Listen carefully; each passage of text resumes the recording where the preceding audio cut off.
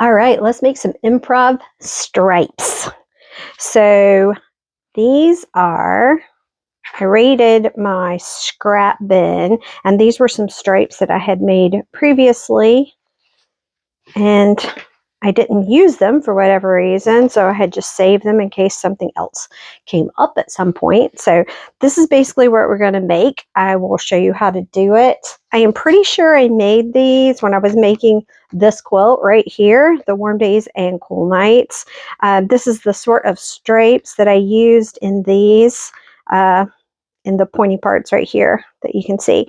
So in this pattern, I actually tell you how to use fat quarters and slice them up in skinny strips and then sew them together. So this method is taught in this pattern if you're interested in that, but we're just going to go through it in the video today. So I'll put these aside for now. We'll come back to those in a bit, I'm sure. So I decided to work with these fabrics today. If you watched episode 1 of the Quilty Life, you'll probably recognize these two fabrics right here. So I'm recycling those. So maybe after I do a few episodes, I'll be able to put some of these things together. So I did take these scraps. I pulled all of this out of my scrap bin. So I did take these scraps and over to my ironing board and just cleaned them up a little bit. Iron them, get them nice and flat to work with. There is selvage along this edge, so I'm going to chop that off. That's cleaned up a bit. Now, I just pulled these fabrics just kind of based on this. I went with this, and I didn't try to get matchy-matchy with it or anything, but that was sort of where I pulled the inspiration from. So some of these pieces are kind of long. Some of them are kind of square. I'm just sort of sorting them out at the moment so I can see what I've got. So I can sort of think through how I want to cut it up so it makes the most sense. These are sort of short. And those are sort of medium and skinny. All right, so the short ones here are really going to be probably my limiting factor. So let's start with those. And what I mean when I say they're the limiting factor is when I slice things up to make the strips, if I did, some that are super, super long, this, and sewed them onto this, this is all extra, and I'm going to have to cut that off anyway. So I am going to base it on whatever the smallest one is. And it appears to be, well, I'll run with it going this way. All right, let's go that. All right, so I am going to, when I do improv stripes, I do like to use a ruler. You can do this totally without a ruler, but I just prefer a ruler for this process because I find that you get a lot less distortion overall. So when I cut these, all right, so remember when you sew, you're going to lose 1/4 of an inch off each side. So if this is less than 1/2 an inch wide, this just ends up being a little tiny point down here. So you always want to make sure that's at least 1/2 an inch. I usually shoot for about 3/4 of an inch to an inch being the smallest.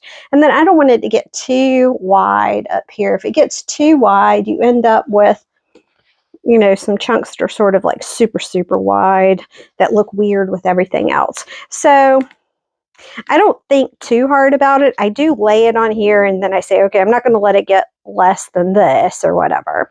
So I'm going to cut them at different angles like this. And I can cut one straight like that too. So it's got one straighter edge. They don't have to be all a bunch of triangles or whatever. I'm going to go with 3, and I'll set this aside for now. And I'm just going to cut 3 from each one. That's how I'm going to run with this.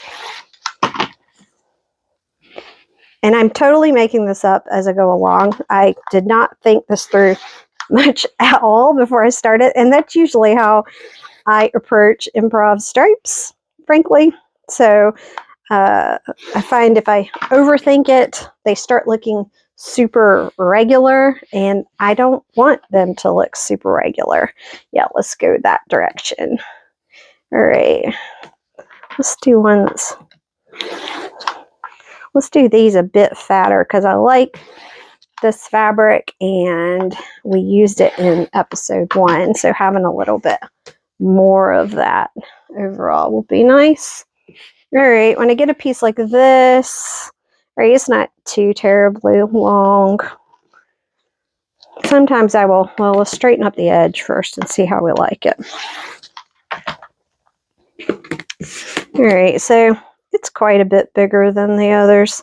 So maybe I'll, trim this off. If this was a lot, this could be go into the scrap bin or whatever. So and I'm going to cut a few that are not angled at all, because that sometimes you need some pieces like that to make things work out. All right, this one, yeah, let's cut some of that off before we start. All right, and like I said, I'm going to do a couple of kind of straighter pieces. Make sure that one end doesn't get too skinny. And this one's pretty big. All right, so maybe at this point, I start piling them up by color. All right, we've come to this. Put that right there. Got that.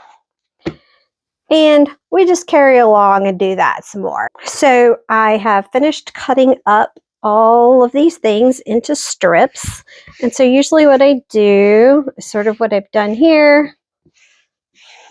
Lay them out by color. And then I'm just going to start coming up with pairs that I want to do. So since this is sort of my focus fabric, maybe I'm going to, think about this one first. All right. So you can start anywhere. You can even just start on one end and go. It doesn't matter. So I'm just going to pick pieces that I want to sew onto these. So I'm sort of going to say, well, I'll put that there and this here. And then I'll do a green. All right, that's good. And then let's see, this is sort of a dark. So maybe I'm going to, and I don't have a lot of darks. So I'm going to think about this. Now, those pieces over here weren't very angled. This one has a pretty good angle to it. So I'm going to think about, okay, I want to sew these two together so I end up with more of a rectangular piece. So let's go back to what I had over here in these. I pulled out this one in particular because it had kind of started to get problematic. You can see it had started to get skinny on this one end and it's wider here. Now that's, I mean, if that's what you want out of it, that's good. But if you wanted to cut this up into, something else, or you needed it to be a certain width, then that's a problem. So since we aren't really sure what we're going to do with these stripes yet, let's try to make them more on the rectangular side. So that's what I'm going to go with. So I'll sew these together like this. So then when you unfold it, you have more of a rectangle. If you were to sew it together like this, when you unfold it, you'll get more and more of a wedge shape. And if you keep doing that, you'll get a really big fan looking thing. All right, so we're going to sew those together. Let's see, what color haven't we picked? We haven't picked that one. All right, let's go with these two here. Maybe we go with, we haven't picked, have we picked one of these oranges? No, we have not. So let's go with that. Go with another pink. And you can see what I'm doing. I'm just sort of trying to make sure it's all mixed up so I don't end up with a lot of darks or lights all together.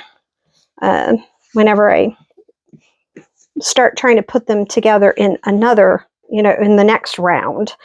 And so that you don't end up with, all your blues are right next to a green because you just happen to like blue and green together a lot, which happens to me a lot. I tend to have color favorites and they end up being paired up a lot and it ends up looking like I tried to do it and that's not what I'm looking for it. You don't get the randomness. So I'm going to finish pairing these up. And then what I'm going to do is I'm going to take these to the sewing machine, sew them all together, and then press them. And when I finish that, I will come back and we will go for the next step. All right, I told you that I was going to sew these all together and press them open before I came back, but I lied. So I have this little tool that it's a thread cutter. Basically, it's an old rotary cutter thing in there. There's various kinds of things that different products that do the same thing. But I have chain pieced these, meaning as I paired them up, I just kept sewing. So that makes everything go really fast. So I wanted to show you this little thing too. So this will save you time instead of having to get your snips out and do each one. So I've got these all cut up now. All right, so the other thing I want to talk about, I used black thread here like I do in these videos, so it's easier to see what I did. So I press to one side when I do stripes. Sometimes I press things open, but I learned to press things to the side. That was my the way I learned how to do it in the 90s. I don't think people were pressing seams open in the 90s. I'm not really sure. But I usually, what I do is, you can see here, this one's a lot longer. I just go ahead and cut some of these tails off if they're going to be particularly long. So I'm going to press towards the dark side. And the way I usually do this is I finger press it first. And I don't get aggressive and mash it out, because then that's when you're going to get bowing. And I have this little tool, which is a seam roller. This one happens to be purple. It's a clover. This was just some special release that happened to be purple. Now you see right there, that got weird, right? So I want to make sure that I don't press in that weird little seam there. All right, so I can check everything at that point, and now I'm going to take that to the ironing board and press it. But I'm going to do that for every single one of what I've got going on here. Cut the extra off and press to the dark side. So I'll just go through and batch do those first. Roll them like this, and then I'll take them to the ironing board. And I do tend to lay a tailor's clapper on top of those. I'll explain that when I come back. All right, so I have pressed all of these now. So I told you I was going to tell you about tailor's clappers. That's what these things are. This is a long, skinny one, and this is a bigger square one. There's some super fancy ones. These are by Jackson's Woodworks, which is a family-owned small company. You can find these in lots of different places. They're not crazy expensive. There are some super fancy ones out there too. I don't have one. Maybe one day I'll get a super fancy one, but for now, this works just fine. So basically what you do, you iron it, and then when it's still on the ironing board and still hot, you just lay the tailor's clapper on top of it. That's all there is to it. So it sort of like keeps on pressing it, and it kind of locks everything in better. And it's really good for when you're doing improv piecing, because sometimes things get, bigger and fatter, and you have lots of overlapping pieces and things like that. So clappers are great. The next thing we're going to do is, you probably guess, I'm going to repair some things. So yeah, like that. And then maybe I'll dig down here.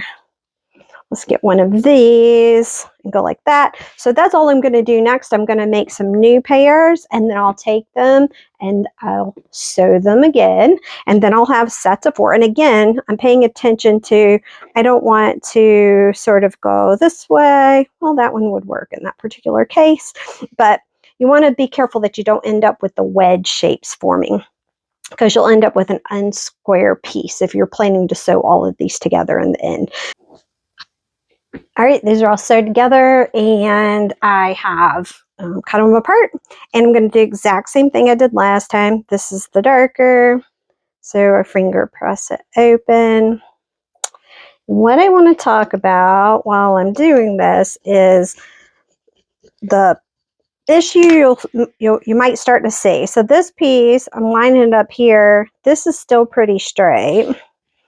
Let's see if this one is. Now you can see, look, that's gotten kind of a bow to it. And that's because we had cut this. It was on not the true bias, but it was on an angle. So it's stretchier. So things can kind of get weird. So if that starts happening and you are worried about sewing the next piece onto it, all you have to do is come in here with your ruler and your rotary cutter and just, straighten it up a bit, and then you don't have to worry about it. So that is going to happen. So you haven't done anything wrong if that happened. It's just the nature of, the improv piecing that we're doing here and cutting at weird angles and sewing them together. So it's you lose a little bit of the control, but if you just cut off the problem, then you don't have to worry about it. So I'm going to finish these and press them, and then we'll come back. So these are all pressed now, and I'll let you take a wild guess about what I'm going to do next. I am going to pair these one more time. So I'm going to start thinking about making sure that I don't have, all of these with for example, these are very obvious, these flowery ones. If I have them all right here on the end, that's going to be a little weird. And obviously, if you stick those two together, you got two blues there. So let's think about it at this point and kind of, I don't want to purposely look like I did, all, spread them across, but let's see. These are two greens together. I don't like that. Let's do maybe like that. I do like that. And let's go here and here. And notice this, yeah, that one works. So I think these are pretty good. And see, these two greens are pretty close to each other, but I don't mind. So it's supposed to look kind of scattered. Now notice this one is super bowed right there. So I'm going to want to straighten that one up before I sew it onto that, or I'll end up with a bit of a mess. So I think that's what I'm going to go with. And I had an odd number of pieces I had cut. So if I find out I need an extra piece in there somewhere to help to get things straightened up, I have this extra piece sitting around just in case. So I'm going to go sew all these together. All right, so there we are. Here are the improv stripes that we have made. And these look kind of crazy now that I'm looking at it. I picked a lot of colors, and I don't even really know what I'm going to do with this yet. So I'm sure it will show up again in a future episode because I made that wonky star out of those two, so we can do something with these pieces and make it all work together, even though it looks a little crazy right now. But I want you to pay attention here to notice, according to my camera, it has been 51 minutes since we started slicing these up in real time. You haven't had to watch everything. So it takes time to do this, and the skinnier your strips are, the longer it takes, or the smaller the piece you get for the amount of time that you invested. So this isn't a quick process, but it gives you some cool striped fabric that you can work with. It's totally custom to what you want to work with. The other thing I want you to notice is that I pressed at every single stage. I paid attention to my 1/4 inch seam allowance. I always pressed to the dark side so I didn't end up with any weird shadowing. I made sure I was still doing good patchwork and doing good piecing practices, even though I was doing things in a liberated way. So improv does not mean messy or bad patchwork. It just means you're doing things in a more free-form, wonky kind of way. All right, so improv stripes. I hope you learned a little something and you'll go try this because they're a lot of fun.